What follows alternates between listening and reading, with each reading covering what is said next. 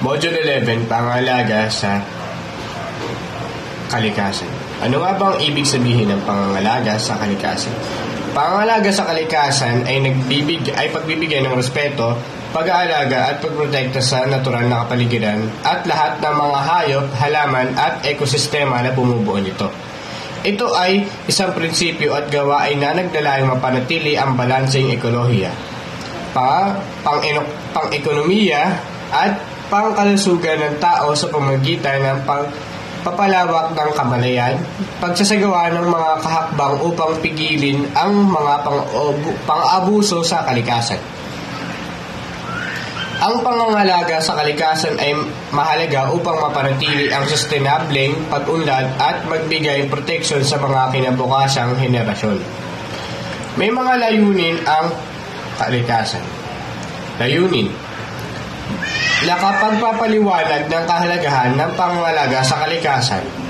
Natutukoy ang mga dapat paglabag sa pangangalaga sa kalikasan na umiiral sa lipunan. Nakaagawa ng mga angkop na kilos upang maipamalas ang pangangalaga sa kalikasan. At laging tatandaan, pinagkaloob ng Diyos sa tao ang kapangyarihan na pangalagaan ang kalikasan na kanyang nilikha. Maling pagtapon ng basura. Dahil sa commercialismo at consumerismo, nagkaroon ng mga tao na maraming bagay na naging pagtapon o hindi maaaring magamit. Resulta, walang habas na ginawang pagtapon ng mga basura kung saan-saan lamang. Dahil sa maling pagtapon ng basura, nagkaroon ng problema sa ecological na aspekto ng kapaligiran. Maraming hayop sa dagat ang namatay sapagkat nakain o pumasok sa kanilang katawan ang mga basura. Bukod dito, nawalan rin sila ng mga tirahan. Number 2. Illegal na pagpuputol ng mga puno. Ang mga puno at iba pang halaman na siyang tagapagbigay sa atin ng pakalagang hangin sa ating hinihingahan at upang mabuhay tayo, at iba pang mga hayop. Bukod pa rito, ang kanilang mga ugat ay tinuturing na tagapagpadala at tagapaghipon ng underground water na siyang pinagmumulan ng malinis na inuming tubig na atin din kailangan upang mabuhay.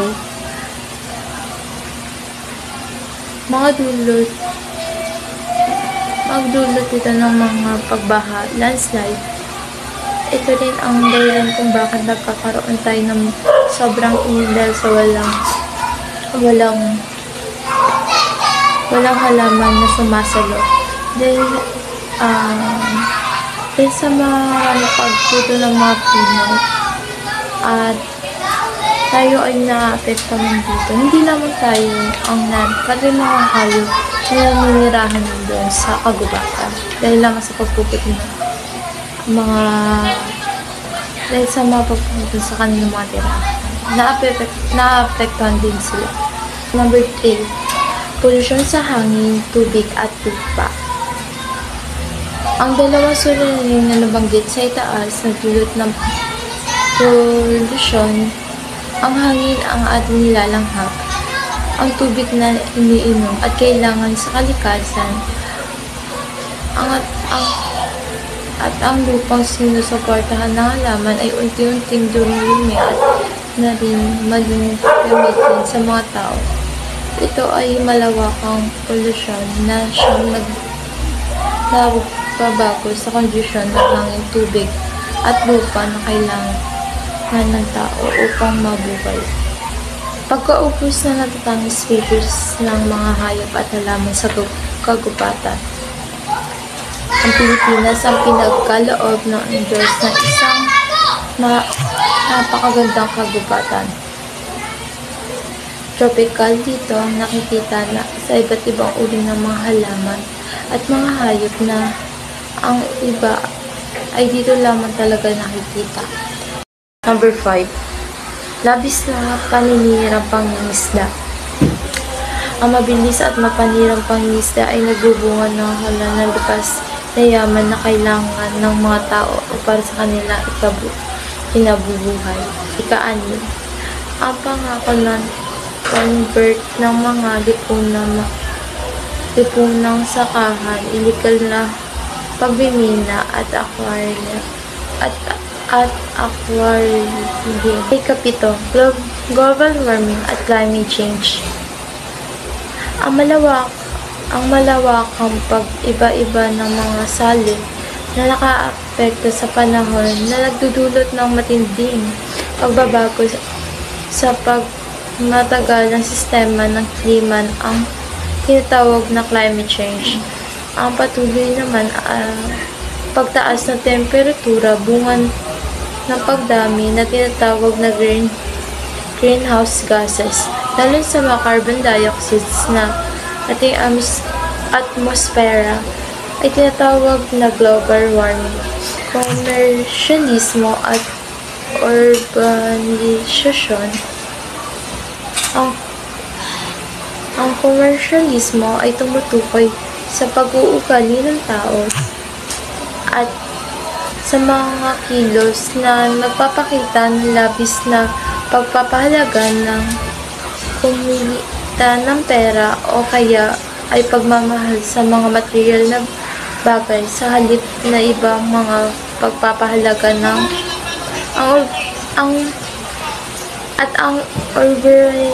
ang urbanisasyon naman ay ang pagpatuloy na pag-unlad ng mga bayan na maisa sa larawan sa pagpapatayo ng mga gusali tulad ng mga mall at condominium units. Ang tao bilang tagapangalaga ng kalikasan. Saan tayo ng Diyos na alagaan ang ating kalikasan at hindi maging tagapagdomino nito para sa susunod na henerasyon. Sinasabi sa kasabihan na ito ay tayo na tagapangalaga ng kalikasan ay dapat na alagaan ang kapaligiran at hindi ito turihin na sangkop para sa ating pangangailangan. Ang bawat tao ay may responsibilidad na protektahan at pangalagaan ang ating kalikasan para sa susunod na henerasyon.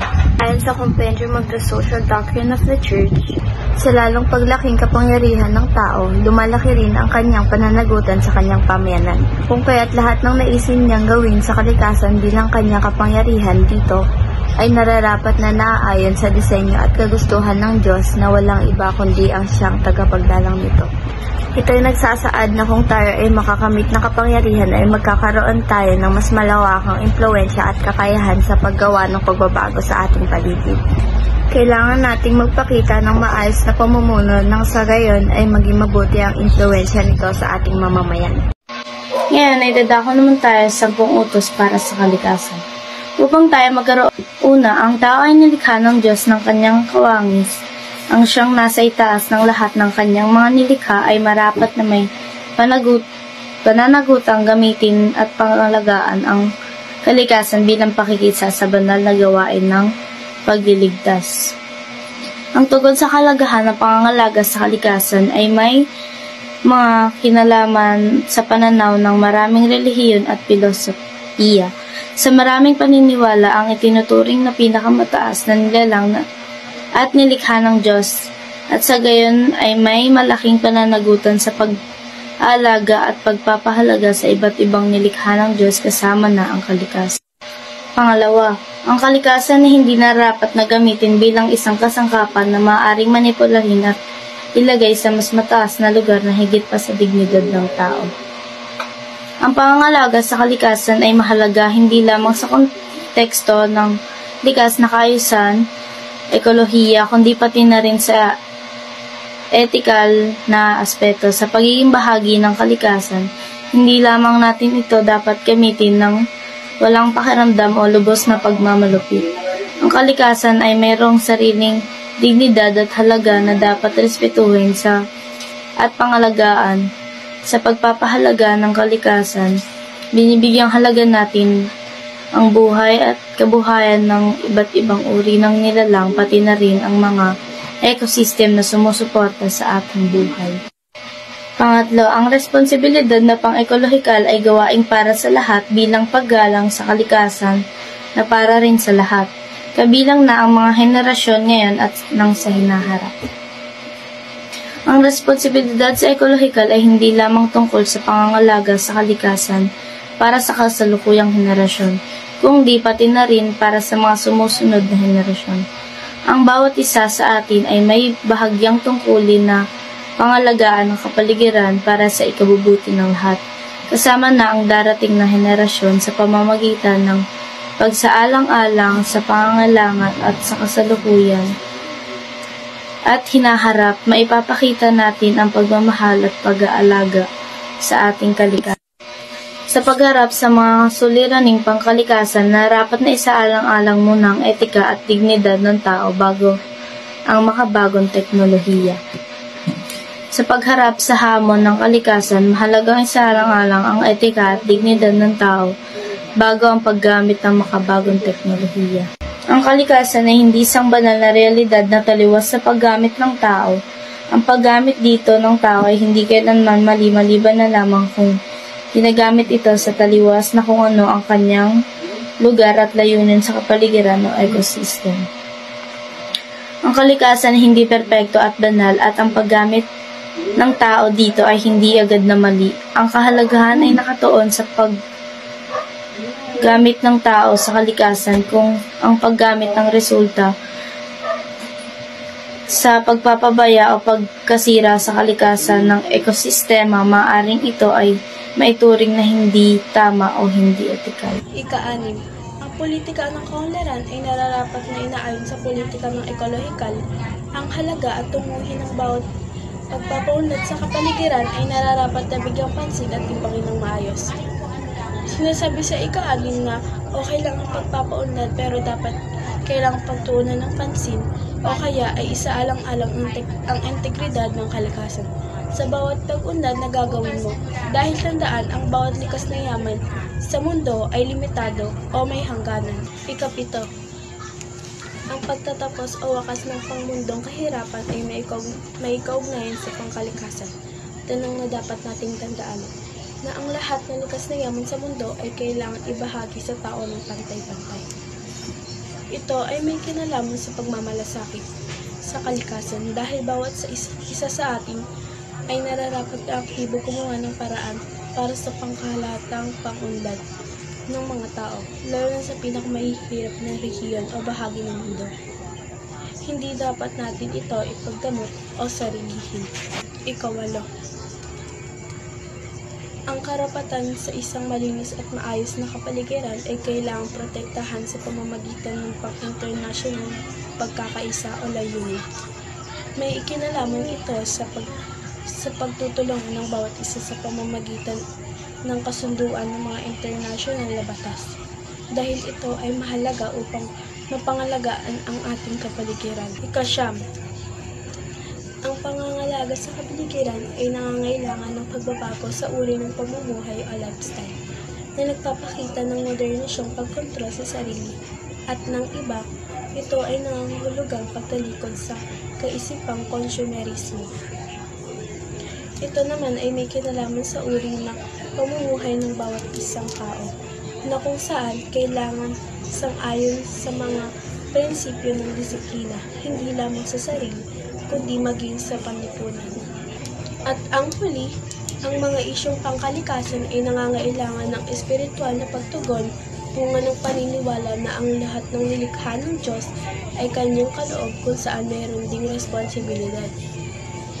Ito ay ang pagtingin o saloobin na dapat mag-ugat sa pasasalamat at paggalang sa Diyos na siyang lumikha.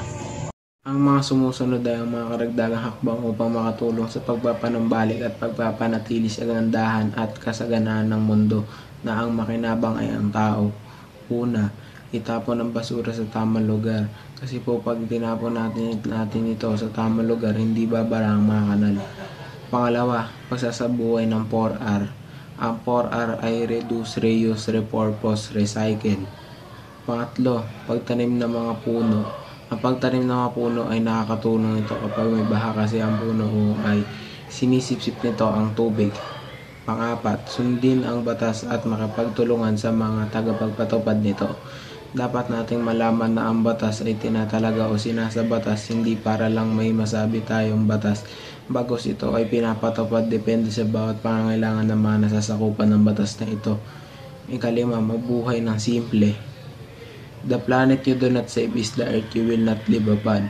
Kung hindi natin nililigtas ang planeta, ito ay magiging hindi matitirahan at hindi tayo mabubuhay dito.